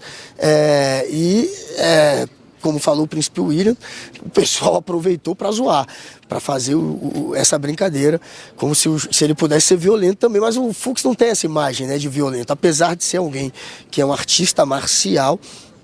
Ele passa aquela imagem mais de senhor Miyagi, assim, daquele que usa a arte marcial não para atacar, mas só para se defender, digamos assim. É um cara que não passa a imagem de violento, mas virou um clima realmente, um pouco de brincadeira, um pouco de deboche, por conta dessa história estapafúrdia de ligação do Fux e do Barroso com a empresa que estaria fornecendo as urnas, o que é mais uma fake news quinta série, né? Mais uma fake news grotesca da extrema-direita, entre tantas. Ô Guga, você ouviu todos os advogados? A gente tem aí o advogado do Carlos Moretson, o Melilo Diniz do Nascimento, para ouvir. A defesa dele, segundo o Guga, foi uma das que mais tem chance de prosperar aí. Ele diz que é um dos criadores da urna eletrônica, mas na verdade ele pediu uma patente em 96 de um equipamento para votação eletrônica, quando o TSE já tinha feito licitação e o projeto foi desenvolvido por outra equipe. Ele tenta usar o rótulo de engenheiro para ganhar credibilidade, né? E o advogado de defesa dele aí falou que ele não teve participação em trama golpista. Tem aí o advogado dele, Vitão? Ou não? Então bota aí para nós. É contratado por seu presidente, Valdemar Costa Neto, e, como já dito aqui na tribuna, ele esteve na mesma circunstância fática, na mesma consideração fática e, corretamente, não está denunciado o presidente do PL. Guga, vou ter que concordar com o advogado aí. Eu me pergunto por que o Valdemar não foi denunciado. A pergunta não é por que o Carlos Moretson foi denunciado, mas é o contrário. Todo mundo se pergunta por que um dos nomes principais desse eixo político do golpe, e inclusive dessa história de tentar deslegitimar as urnas eletrônicas, por que o Valdemar Costa Neto não está denunciado? Devia estar, esse é o problema, não é o contrário, né? Passaram um pano aí, hein, pro Valdemar. Porque ele contrata essa empresa para desqualificar as urnas, como eu disse mais cedo, num contexto de já ter tido rejeitado por uma perícia feita pelo Exército, né? A pedido do ministro da Defesa, uma perícia feita que não tinha constatado nenhuma maneira de se fraudar as urnas. E aí, nesse contexto, é que o Valdemar aciona essa empresa, o Voto Legal, né? O Instituto Voto Legal, para tentar, portanto, fazer o que não foi feito pelo Exército, que era criar um relatório que pudesse justificar os ataques às urnas. Não tem como você ser contratado no meio desse contexto sem saber qual é a razão. E a defesa dele diz que ele não apontou nenhuma possibilidade de fraude. Então, como é improvável que se tenha alguma afirmação dele nesse sentido, e como o Valdemar, que foi quem o contratou, está liberado do processo, realmente isso tudo torna mais fraco, né, a denúncia contra ele. Ele deve se tornar réu, mas entre aqueles que serão julgados, talvez ele seja, por hora, o que tem uma maior probabilidade de escapar de uma condenação, já que o Valdemar sequer está sendo denunciado, né? Teria que se tornar réu. Valdemar, além de contratar essa empresa a pedido do Bolsonaro para tentar desqualificar as urnas, já que o Exército não tinha feito isso, ele deixou que a sede do PL fosse usado também como bunker do golpe. Ficava ali Bolsonaro e outros golpistas confabulando sobre o golpe, a ponto de deixarem até decreto do golpe em sala do PL. Então, não dá. Um partido que recebe o fundo eleitoral que recebe, o fundo partidário que recebe, que tem 1 bilhão de verba pública no caixa deles, está sendo um partido que tenta sabotar as urnas, tenta atacar a democracia. Isso é incompatível. O Valdemar deveria responder, até o PL deveria ficar em risco por tudo isso, mas não. Passaram pano para o Valdemar e terão agora que passar pano também para o Carlos Rocha em algum momento. Aqui o nosso chat deu o apelido de Kung Fux para o ministro Fux. Achei um apelido interessante. E o Xandão faz Muay Thai, né, Guga? O Fux faz Jiu-Jitsu, o Xandão faz Muay Thai. Será que no MMA, quem é que levava aí? Diz no chat aqui que o Fux tem mindset de marombeiro, mas não é marombeiro. Agora, o Alexandre de Moraes é marombeiro. 5 minutinhos aí, sem perder a toga, quem será que levava? Xandão ou Fux, Guga? Não, olha, aí é o clássico. Isso é o clássico, submission, grappling contra trocação, jiu-jitsu contra muay thai, é aquele clássico. Se o jiu-jiteiro Fux conseguir levar a luta pro solo, é difícil pro Xandão, porque o jiu-jitsu é muito eficiente. Geralmente, se você é mais fraco, mas você leva a luta pro solo, sendo bom de jiu-jitsu, você costuma ganhar. Então, não sei se é tão simples assim apostar no Xandão. O Xandão é marombinha mesmo. Inclusive, ele usa como academia a mesma STF, que é usada por militares. É uma academia na academia do STF que é frequentada por uma série de militares. Inclusive ele tem até uma relação boa com alguns militares por frequentar a mesma academia e faz Muay Thai, então imagina. Tá bem, né? Tá melhor do que eu, que estou sedentário há pelo menos 15 anos. A gente viu, você andou 50 metros atrás de um advogado e voltou. A gente viu o que a sua foto. Quem diria, né, Guga, que uma alimentação baseada em nugget e miojo e não fazer 1 centímetro de exercício físico ia deixar você assim, né, Gustavo? Olha, a Lígia viajou, tá em São Paulo, então ontem eu jantei exatamente isso. Miojo nugget, com miojo, eu imaginei. Parece que você tava aqui. Mas eu vou me inspirar em você, Xandão, e em você, Fux. E voltarei a ser um marombinha como vocês e um atleta da luta, da arte marcial, como eu já fui um dia. Vamos ver, Guga, mais um advogado. A gente estava falando agora de manhã, lembrando para vocês, daqui a pouquinho o Rodrigo Viana assume o comando aqui da nossa nave louca acompanhando o STF. Guga e Heloísa Vilela estão lá desde cedinho acompanhando esta sessão da primeira turma do STF, que pode tornar réus os 7 denunciados aí pela PGR. Então, à tarde os juízes vão dar os seus votos. O Rodrigo Viana vai acompanhar. Na outra sessão, Guga, essa galera aí teve um voto rapidinho, né? Então, assim, nas outras sessões foi muito mais lento. Dessa vez, o relator deu seu voto e a galera foi na sequência. Concordo, é isso aí, bota pra torar. A expectativa é que seja assim de novo, Guga, que o relator vote e a galera só deu um aí, assim. Joinha, curti, compartilhei e é isso aí, voto dado. Vai rolar, acho que vai rolar um bota pra torar mesmo. Vai ser, provavelmente, porque não tem tanta mídia hoje aqui, não tem, né, aquele ambiente também em que o ministro acaba se sentindo mais motivado a fazer um voto mais extenso, a ler com mais detalhe o voto dele.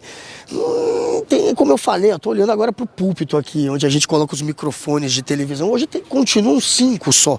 Olha ali no fundão. Não tem nenhum jornalista. Como é que tá vazio aqui, Príncipe William?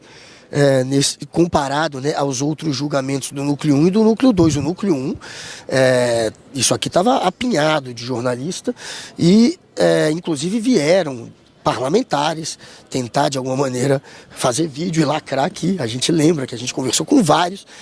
No núcleo 2 já tinha menos jornalista, agora dessa vez está morto comparado às outras sessões, aos outros julgamentos. Então não creio que nenhum ministro vai querer se prolongar demais. Não tem esse holofote todo hoje, não tem para que falar muito. Eu acho que eles vão ser bem sucintos e é claro que esse julgamento, assim como o último, tem tudo para terminar até, não sei, 16, 17 no máximo, eu apostaria.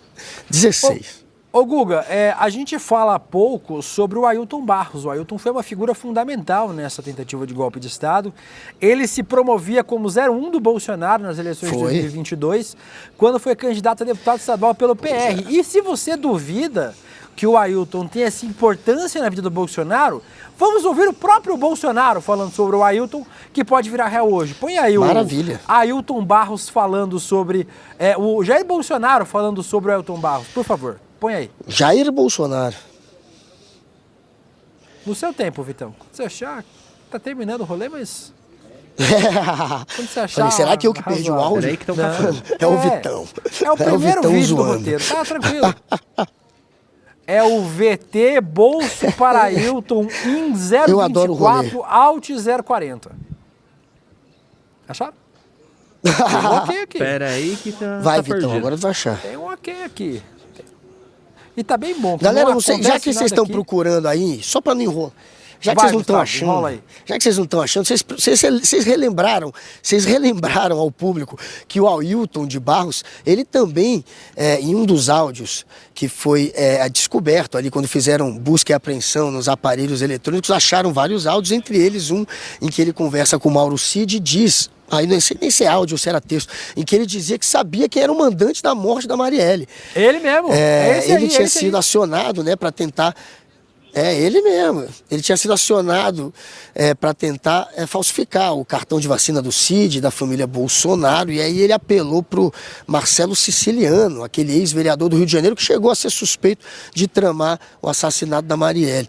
E aí ele dizia naquela época, não foi Marcelo Siciliano, caiu de paraquedas nessa história, eu sei quem foi. E, claro, quando a polícia foi para cima dele, quando a Polícia Federal pediu esclarecimentos, aí ele falou que era só bravata, que ele, na verdade, não sabia, só estava querendo impressionar o Jair Bolsonaro, dizendo isso para o Mauro Cid. Mas ele tem isso no currículo, o Ailton de Barros, né? Ele chegou a sugerir que saberia quem era o autor do mandante, né, do assassinato da Marielle. Ele também já foi acusado de cometer abuso sexual contra civis em acampamentos militares. Olha o currículo do cara. Então... Vamos ouvir ele falando, Guga. Vamos ouvir o Bolsonaro falando dele aí. Tem um histórico... vai, coloca. Finalmente vocês acharam. Você sabe, esse é um velho colega meu. Olha aí, o Bolsonaro falando... Paraquedista. Tu é o meu segundo irmão, né? Primeiro é o Negão, depois é você. Pô, tu sabe do carinho que eu tenho contigo, pô. Aí, da nossa amizade. Eu nem posso declarar meu voto, né? Então, aí, Guga, o Bolsonaro falou alguma coisa sobre o amigo dele, segundo ele, o segundo irmão dele. O primeiro irmão é o Hélio Negão, não é o Hélio Bolsonaro. Nunca mais. E o segundo irmão dele é o Ailton. E aí, não falou nada sobre o irmão dele mais, Gustavo? Abandonado, hein, Ailton? Abandonado. Tá abandonado, Ailton. Não, Jair Bolsonaro conseguiu 17 milhões de Pix para pagar seus advogados, mas não ajuda ninguém, né? Vocês viram que o Ailton estava hoje sendo representado por defensores públicos, então a situação dele não tá simples, não. E ele sugeriu ao Bolsonaro um decreto de lei e ordem para prender o Alexandre de Moraes. Ele queria prender o Alexandre de Moraes, o Ailton de Barros. Ele não tem muito, né, como fugir da imagem de um radical e de alguém que estava de fato tramando um golpe. Mas, como eu falei, foi abandonado, assim como todos são abandonados por Jair Bolsonaro. Quem nunca, né? Bolsonaro não pega na mão de ninguém. Ele usa quem está ali disposto a ficar na sombra dele, né? Ele usa o quanto dá. E quando não precisa mais, meu amigo, adeus. É o que aconteceu com ele, com Ailton de Barros. O Ailton de Barros, né, como o Guga lembrou, ex-militar expulso por indisciplina após uma série de punições, considerado incapaz de permanecer no Exército, envolvido em casos de abuso sexual, mentira em depoimentos e humilhação a subordinados, acusado de negociar com traficantes do Comando Vermelho para devolver armas roubadas do Exército em 2006, inclusive envolvido com a fraude na vacinação na era Bolsonaro, esse inquérito que a PGR pediu arquivamento, né, da fraude da vacina, foi preso pela PF por inserção fraudulenta de dados no cartão de vacinação da Covid e foi o contato do Mauro Cid para obter a fraude que permitiria a viagem da Michelle para os Estados Unidos. A defesa do Ailton Barros, a gente tem vídeo da defesa do Ailton Barros, não? Lécia. Não tem. Temos. Ou tem? Tem, então vamos ver o que a defesa do Ailton Barros disse hoje de manhã. É o íntegra. Não há sequer um elemento de investigação indicado para subsidiar a afirmação de que Ailton teria propagado notícias falsas sobre o processo eleitoral e realizado ataques virtuais a instituições e autoridades que ameaçavam interesses do grupo. Foi encontrada apenas uma postagem feita pelo acusado na rede social, então Twitter, de 19 de dezembro de 2022. Não está minimamente comprovado, tampouco, que o acusado se uniu aos demais denunciados para praticar crimes, ou mesmo que o fez de maneira estável. Dos elementos de investigação, é possível perceber que o acusado conhecia alguns militares, em razão de ter sido também militar, da época em que serviam juntos ou que se conheceram durante a carreira militar. Mas daí a concluir que com os denunciados se associou é estender demais o vínculo que entre eles existia. Da mesma forma, afirmar que ele era responsável por divulgar notícias falsas, sem apresentar os meios por onde isso teria ocorrido efetivamente, mesmo após tantos atos de investigação, apenas reforça que o acusado não tinha qualquer participação no ocorrido. No mesmo sentido, as mensagens de WhatsApp isoladas, trazidas aos autos pela investigação, supostamente do assistido, apenas demonstram que o acusado trocou mensagens, ou teria trocado mensagens com alguns dos codenunciados, mas não é minimamente suficiente, ao contrário, para afirmar que Ailton estava agindo em conluio com os demais, com vista à prática de atos antidemocráticos. Guga Noblar, a gente tem aí o Ailton, para quem não lembra, era meio o Mauro Cid do Mauro Cid, né? O Mauro Cid era o Mauro Cid do Bolsonaro, o Ailton era meio o Mauro Cid do Mauro Cid, assim, né? Era o cara que ficava resolvendo os trabalhinhos, né, pro Mauro Cid, inserindo dado de cartão de vacinação, resolvendo negócio da Michelle. Ele era um dos subordinados do Mauro Cid para resolver essas coisas do dia a dia, né?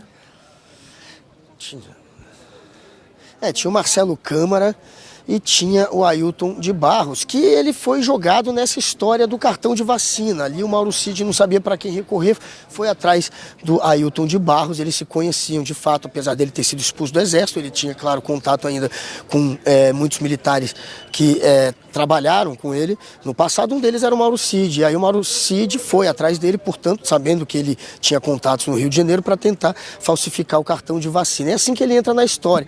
E aí ele chama o Marcelo Siciliano, o ex-vereador Marcelo Siciliano, para tentar concluir essa falsificação.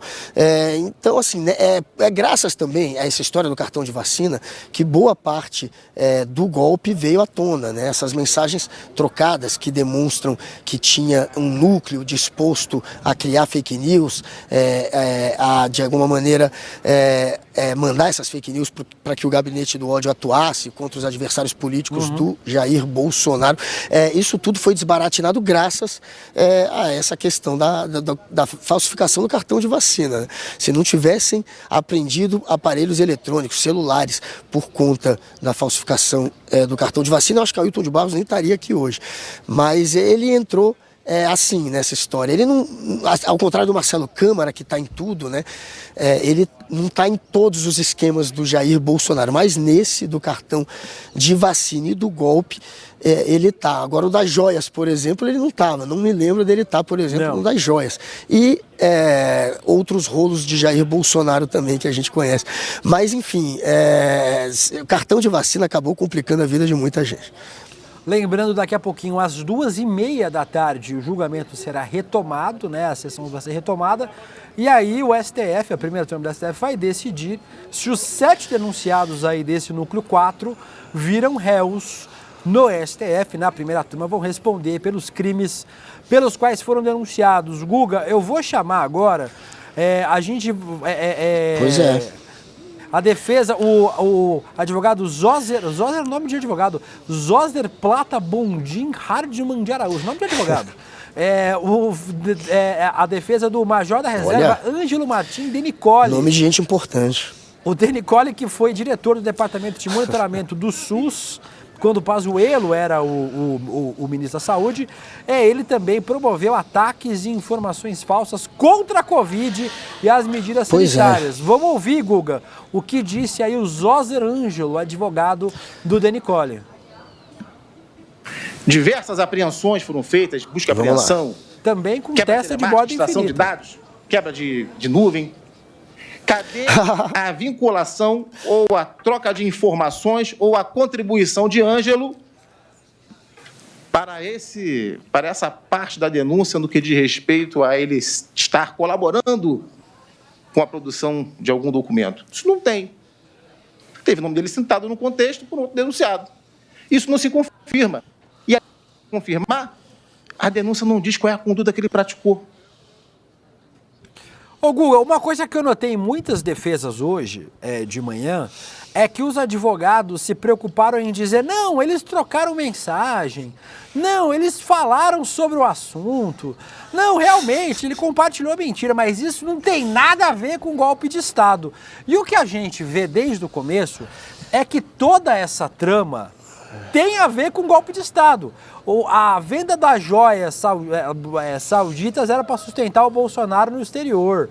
O cartão de vacina era para o Bolsonaro poder viajar. A ABIN paralela era para poder investigar adversários do Bolsonaro. O golpe de Estado era o golpe de Estado mesmo. Então, assim, mas tudo tem ligação. E essa galera que era do núcleo de desinformação, quer convencer a gente de que, na verdade, não, eles compartilharam umas mentirinhas. Mas isso não tem nada a ver com golpe de Estado, né, Guga?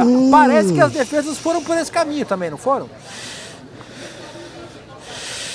Não, a defesa do Ângelo, né? Você falou agora do Ângelo, ainda tentou, de alguma maneira, colocar em dúvida qual fake news ele propagou, eles perguntam. Cadê a fake news?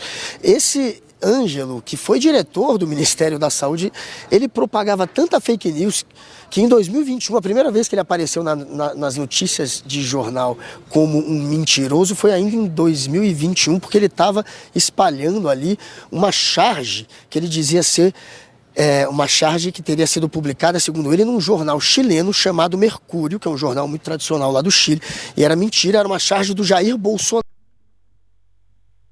Ih, Gustavo travou. Eu travei, Gustavo travou, todos travamos, vós travais, eles travaram. O Guga travou, ele estava explicando aí sobre o Ângelo Denicoli, que é mais um desses aí, mais um dos denunciados hoje que devem virar réus.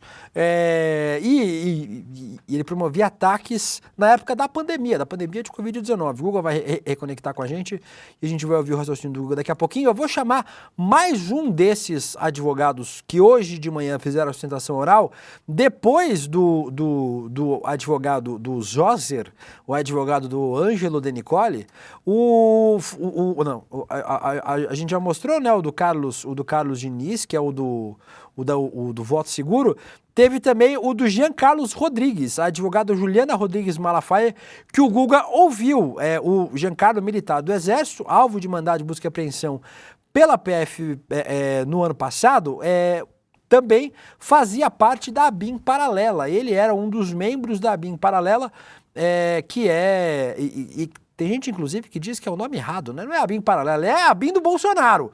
O ABIN aparelhou, o Jair Bolsonaro aparelhou a ABIN para poder fazer com que ela trabalhasse como sua polícia secreta, como sua Gestapo, é a Gestapo do Bolsonaro.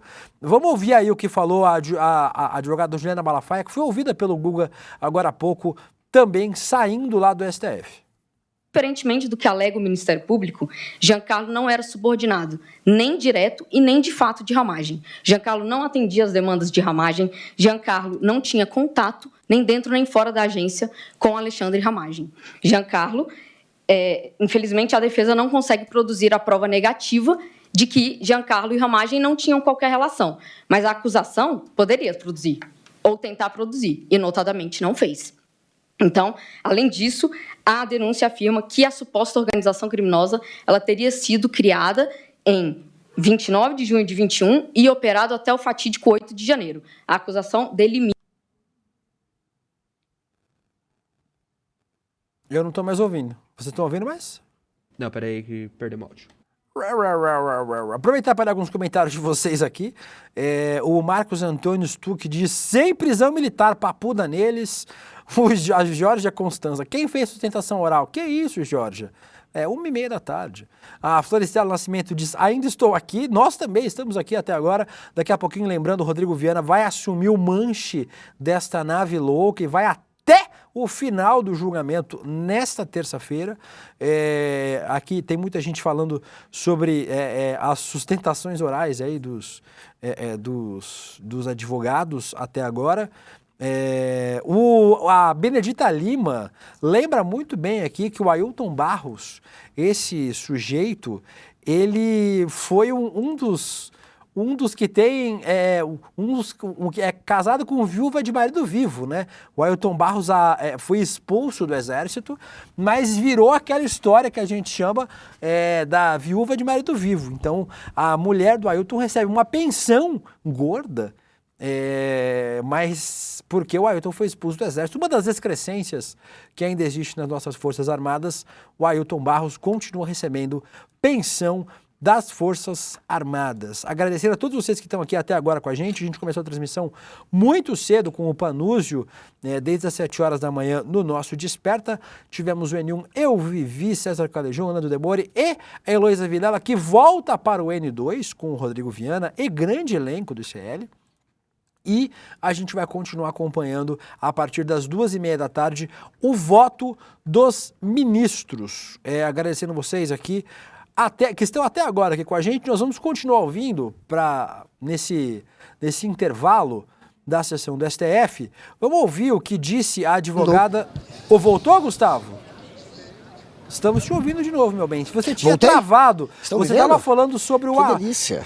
Nós estávamos falando de novo agora, Guga, sobre a Juliana Malafaia, que você ouviu aí, a advogada do Giancarlo, que é da ABIN Paralela. E muita gente fala da ABIN Paralela, Guga, que a gente não devia chamar de ABIN Paralela, devia chamar de ABIN do Bolsonaro, né? Que o Bolsonaro aparelhou a Agência Brasileira de Inteligência para ser a sua Gestapo, sua polícia política, para ficar pesquisando. O Guga ouviu a Juliana, ouviu o advogado do Bormevé também, o Hassan, que é fã do ICL.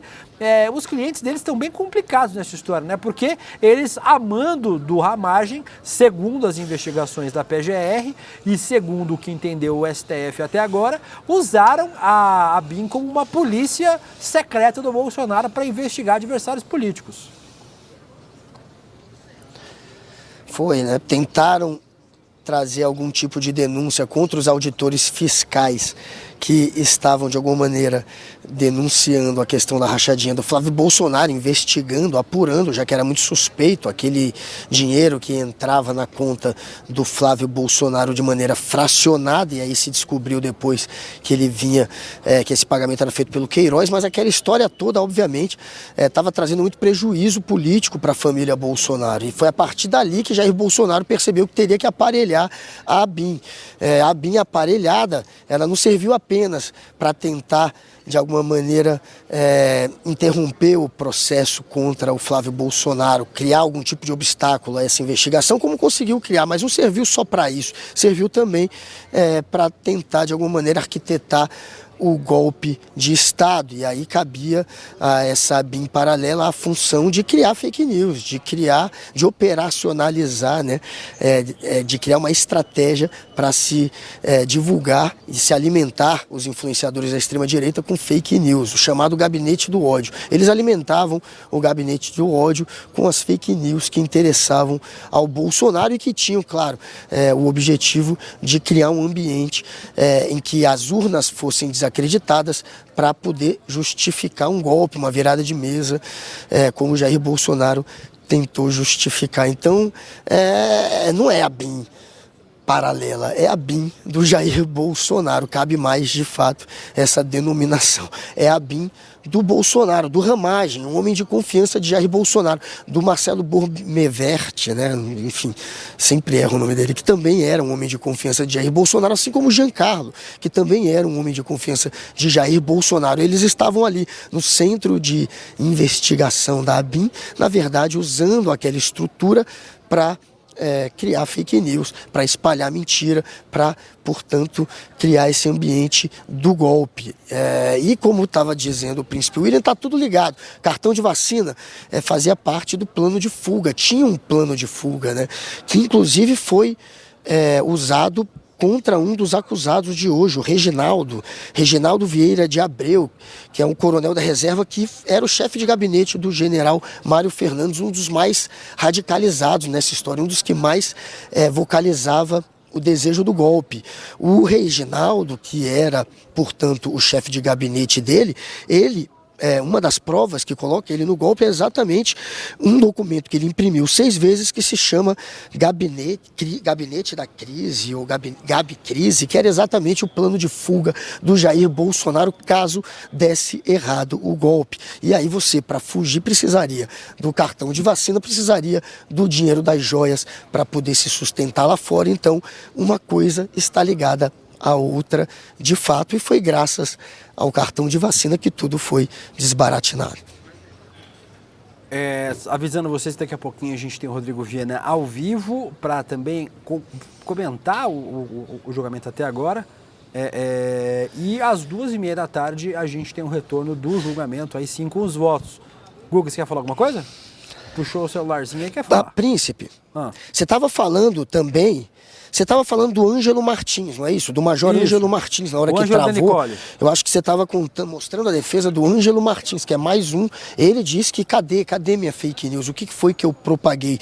Esse que foi, inclusive, diretor do Ministério da Saúde, ele era um mentiroso tão boca cheia, digamos assim, que a primeira vez que ele apareceu na mídia como alguém que espalhava fake news foi quando ele espalhou uma charge que ele atribuía a um jornal chileno chamado Mercúrio, e a charge mostrava o Bolsonaro com uma arma em punho defendendo o Brasil do comunismo. Uma charge bem grotesca, que não foi publicada por esse jornal e que por conta disso levou a página, a rede social do Ângelo a ganhar uma notificação no Instagram de produtora de fake news. Esse post ficou taxado como um post mentiroso. Isso foi em 2021, mas ele sempre espalhou, portanto, mentiras favoráveis ao Jair Bolsonaro.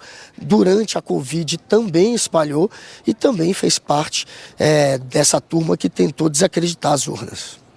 A Ferd pergunta aqui, vocês não almoçam, daqui a pouco passa mal, entra nos vídeos de maiores gafos ao vivo. O Guga come orégano, né? Come miojo, como que diz? Nuggets, Macfish. Então a alimentação do Guga não é exatamente o mais... Caralho, minhas costas. O que você vai aparecer, Gustavo? Achei que você ia aparecer com alguma coisa ao vivo aí, fiquei com medo. Foi rapidinho. Não, caiu o ponto. Caiu o ponto. A Alba Evaristo, como vocês conseguem dizer que o Guga tá fora de forma? Olha a elegância desse punk, o Guga tá... a Cristina T diz, Gustavo nem parece que é o Guga. Eu chamo ele de Gustavo aqui porque ele tá muito organizado. De manhã no rolê, vocês veem que ele entra de cueca, mostra o birimbau ao vivo. Aqui como a gente tá numa transmissão especial, o Guga tá ajeitadinho. Então, muita gente falando aqui que o Guga está todo chique, o Guga está muito bom. O Daniel Balaguer pede mandar um beijo para a filha dele de 12 anos. Se a sua filha de 12 anos está vendo o rolê, está errado, Daniel. Tire ela da sala, por favor, porque não é para criança ver esse programa é uma baixaria. Pois é. Mas, Guga... Depois falam dos pais do Pastor Mirim, né? Depois reclamam. O pai do Pastor Mirim, olha aí o Daniel Balaguer. O Daniel deixando esperto. a filha Pior dele do que assistiu... mandar pro culto, para ser charlatão no culto, é assistir esse programa. Pior não é. A gente falava agora... Não, mais grave, talvez não. Não sei. Vamos ver mais uma defesa, Guga? Dessa vez, o advogado Leonardo Coelho Avelar.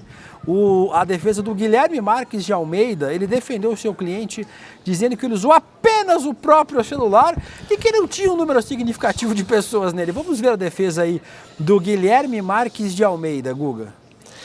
As acusações feitas a Guilherme estão basicamente sustentadas pelo fato do mesmo ter encaminhado um link, que é o link original da live, né, do canal Laderete Diário do YouTube, que é o link da live de Fernando Cerimedo, né, que descredibiliza o sistema eleitoral brasileiro. Acredita-se que o fato...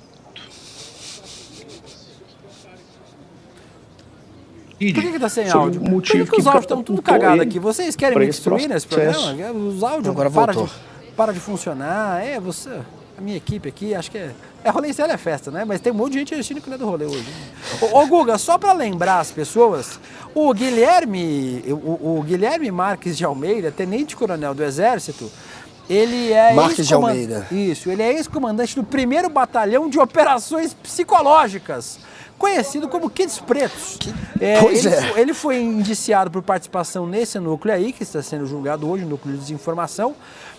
E ele, vamos lembrar, Gustavo, ele foi a pessoa que desmaiou quando a PF bateu na porta dele. E o cara era das operações psicológicas. Que psicológico fraco é esse, meu irmão? Que você desmaiou. Imagine, Guga, ainda bem que Aruba e Curaçao não tentam invadir o Brasil. Se Curaçao mandar um barquinho pra cá pra invadir o Brasil, a gente vira Curaçao do Sul. Porque o que o nosso exército tem de frouxo nesse país é inacreditável, Guga. Primeiro que a gente não tem nem munição, na verdade, para entrar em guerra com ninguém, né? A gente tem munição para 3 minutos de guerra e olhe lá. Agora, Curaçao é uma ilha tão pequena que Curaçao não tem cidades. Curaçao é Curaçao, é só Curaçao. E mesmo assim, eu apostaria também que o Brasil seria derrotado se a gente tivesse com esses militares frouxos à frente aí do nosso exército, como esse, que foi o desmainho, o que desmaiou, né? O Guilherme Marques de Almeida, que, como você contou há pouco, era o responsável aí por esse batalhão de operações psicológicas. Eu não sei nem o que significa isso, operações psicológicas, o que é que ele fazia. Mas quando a Polícia Federal bateu na porta dele, ele, pelo jeito, não segurou a onda, não estava muito preparado. O psicológico dele não aguentou e ele desmaiou. Essa é a grande imagem hoje que a gente tem do tenente, isso ele é tenente, não é? Do Guilherme Costa. Guilherme Marques de Almeida, desculpa, tenente-coronel. E olha o que ele falou entre os áudios que a Polícia Federal obteve, né? Depois das buscas e apreensões de aparelhos eletrônicos, tinha um lá dele dizendo assim, ó: tô falando, não adianta protestar na frente do QG do Exército, tem que ir para o Congresso. Ou seja, ele está direcionando aquela turma que no dia 8 de janeiro acabou quebrando tudo, a fazer isso, a descer até o Congresso. Porque, segundo ele, o Executivo tem que ser envolvido, o Judiciário não vai fazer nada, então só sobrou o Legislativo. As Forças Armadas só vão agir por iniciativa de algum poder. Enfim, ele queria preparar o que é o óbvio, o ambiente do golpe. Esse quebra-quebra não foi vandalismo puro e simplesmente, isso foi algo coordenado, planejado e que acabou sendo até em parte frustrado pelo Jair Bolsonaro, já que ele não assinou o decreto do golpe, o decreto de lei de garantia da lei e da ordem, que previa inclusive a prisão do Alexandre de Moraes, e ele não assinou por quê? Porque ele não teve o aval do Exército. Freire Gomes, o comandante do Exército, ele não topou embarcar nessa empreitada, e aí sem o Exército o Bolsonaro não teve confiança para seguir com o golpe. Ele sabia que o golpe não ia se sustentar, que ele acabaria preso, e o Bolsonaro morre de medo da prisão, apesar que se você pegar o primeiro momento de Jair Bolsonaro lançando a campanha dele lá na AMAN, na Academia Militar das Agulhas Negras, quando ele lança a campanha dele, na época quem comandava a AMAN era o Tomás Paiva, o atual comandante do Exército. Ele deixou o Bolsonaro fazer a AMAN de palanque para dizer que ia ser candidato em 2018, e ali o Jair Bolsonaro já anuncia que vai colocar a vida dele em jogo, que ele faria de tudo para a direita voltar ao poder, ele dá o nome direita, e mesmo que ele saísse sem nada no final, ele se sacrificaria, e ele claramente está falando de um golpe ali. É só você pegar, em 2018, o lançamento de campanha dele na AMAN já é um anúncio de um golpe que ele ia tentar colocar em prática, e ele tentou, só que no final, sem o Exército do lado, sem o apoio do Freire Gomes, ele acabou não assinando o decreto do golpe. A gente vê até mensagens de acusados de hoje frustrados por conta disso. O Reginaldo, né, esse que era o chefe de gabinete do general Mário Fernandes, ele mesmo dizendo, a gente tem que avisar para o pessoal passar o Natal em casa. Se não quer mais o golpe, avisa. É esse o nível de arquitetura do golpe que teve, a ponto de ter esse tipo de conversa franca, que você vê que é um golpe, e o Bolsonaro, no lançamento dele, da campanha dele em 2018, já se coloca como um golpista.